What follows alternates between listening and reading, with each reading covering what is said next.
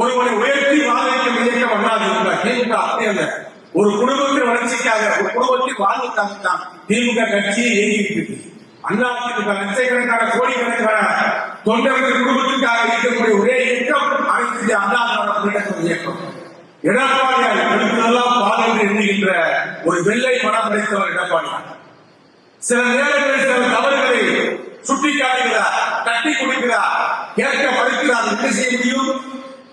அப்படிப்பட்டவர்களை பற்றி கவலைப்படாமல் கட்சியுடைய நலனை பெரிதாக எண்ணி சில நடவடிக்கை எடுக்கிறார். ஆக இயக்கம் தான் பெறுகிறது எண்ணக்கூடியவர்கள் தான்.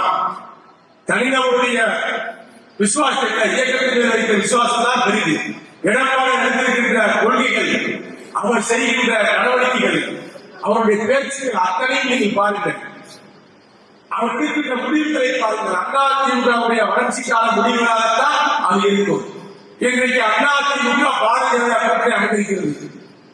இந்த கூட்டணி வெற்றி கூட்டணியா, இந்த கூட்டணி மட்டும் போதுமா என்றெல்லாம் பேசுகிறார்கள் சில பேர்.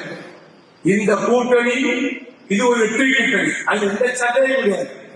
பீகார் தேர்தல் வந்திருக்கிறது. நாளை மறுநாள் வாக்கு எண்ணிக்கை. நிச்சயமாக பாரதிய ஜனதா கட்சி